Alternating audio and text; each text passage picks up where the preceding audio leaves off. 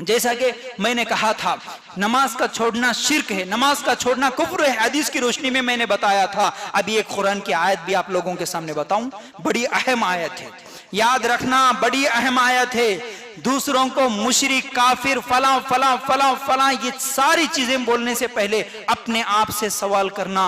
शैतान क्या कर दिया, आज कोई आयत उठाए उसके ऊपर फिट होती, इसके ऊपर फिट होती, इन्हें ऐसा उन्हें वैसा, दूसरों को बताता, मेरे को नहीं बताता।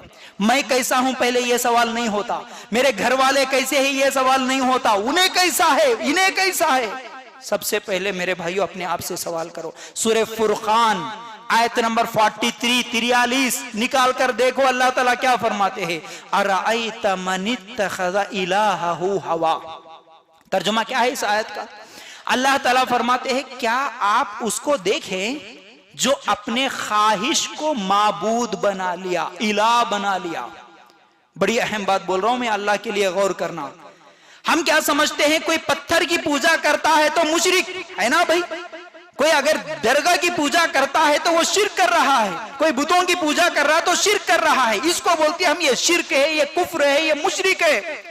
अल्लाह ताला इस आयत में एक और शिर्क के बारे में बोल रहे, सिर्फ दरगाह की पत्थरों की पूजा करने से ही शिर्क नहीं होता, हाँ वो भी शिर्क है, लेकिन एक ये भी है शिर्क के आदमी अपने नफ्स की पूजा करे, ये भी मुशरिक है।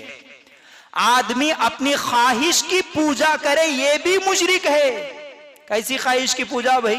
अल्लाह ताला क्या फरमाते हैं इस आयत के अंदर, अराअयत मन इत्तखज़ इलाहहु हवा, अपने ख्वाहिश को माबूद बना लिया। इलाहहु हवा, जो हम ला इलाहा इल्लल्लाह में जो पढ़े ना कलमे में, वही अल्फाज है, ला अल्लाह कोई नहीं है, इला तेरे अलावा कोई माबूद नहीं है। जो हम बोले ना, अल्लाह ताला बोल रहे नहीं नहीं, कुछ माबूद ऐसे भी हैं जो अपने नफ्स की पूजा करते हैं, ख्वाहिश की पूजा करते हैं। ख्वाहिश की पूजा, नफ्स की परस्तिश का मतलब क्या है? कई मिसालें दे सकता हूं, लेकिन एक मिसाल दूंगा। अगर कोई आदमी ये कहे कुरान में क्या है, नहीं मुल्ला साहब मुझे जरूरत नहीं है, हदीस में क्या है, नहीं मुल्ला साहब मेरे को कोई जरूरत नहीं है, कुरान हदीस शरीयत सहाबा नहीं, मेरी मर्जी, जो मेरे को अच्छा लग रहा वो मैं करता हूं, ये आदमी बदतरीन मुशरिक है। मूर्ति पूजा करने वाले से भी बड़ा मुशरिक है वो आदमी जो ये कहता है कि मुझे कुरान में क्या है, हदीस में क्या है जरूरत नहीं, मेरी मर्जी जो बोलेगी वो मैं करूंगा, मेरी ख्वाहिश जो अच्छा लगेगा मुझे वो करूंगा, ऐसा आदमी भी मुशरिक है।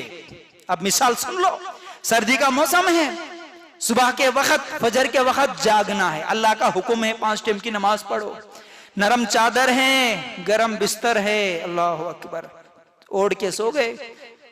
फजर के वक्त बाहर निकलेंगे, ठंडे पानी से वुजू करना पड़ेगा, नमाज को जाना पड़ेगा।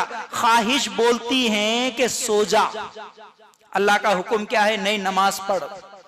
अगर कोई आदमी अपनी ख्वाहिश की बात मानकर सो जाता है कि नहीं भाई अल्लाह ताला क्या बोलता मुझे जरूरत नहीं, अल्लाह के रसूल क्या बोलते मुझे जरूरत नहीं, मेरी ख्वाहिश बोलती है सो जा, मैं सो जाऊंगा, तो ऐसा आदमी शिर्क कर रहा है, क्योंकि वो अपनी नफ्स की बात मान रहा है, अल्लाह की बात नहीं। याद रखो मेरे भाइयों, याद रखो मेरे भाइयों, अब्दुल्ला इब्ने बाज रहमतुल्लाह अलैह सऊदी के बहुत बड़े मुफ्ती गुजरे, उनसे जब सवाल हुआ, किस बारे में सवाल हुआ कि शेख मैं नमाज पढ़ता हूं 5 टाइम की, याद रखो इस बात को, मैं 5 टाइम की नमाज पढ़ता, लेकिन कैसा पढ़ता, सिर्फ फजर के वक्त देर से पढ़ता नमाज। कैसे देर से? मेरी ड्यूटी है 8 बजे, मैं सुबह 4 बजे 5 बजे जाग के नमाज नहीं पढ़ता, लेकिन ड्यूटी से 1 घंटा पहला जागता हूं, 7 बजे 2 रकात नमाज फजर की पढ़ लेता हूं, फिर ड्यूटी को जाता हूं, नमाज नहीं छोड़ रहा, लेकिन 5 बजे पढ़ने वाली नमाज 7 बजे पढ़ रहा हूं, मेरे बारे में आप क्या कहेंगे, क्या मेरी नमाज कबूल होगी? इब्ने बाज रहमतुल्लाह अलैह ने कहा कि तू काफिर है। क्या बोले? तू काफिर है, मुसलमान नहीं हो सकता। नमाज पढ़ने के बाद भी काफिर क्यों बोले? कलमा पढ़ने के बाद भी काफिर क्यों बोले?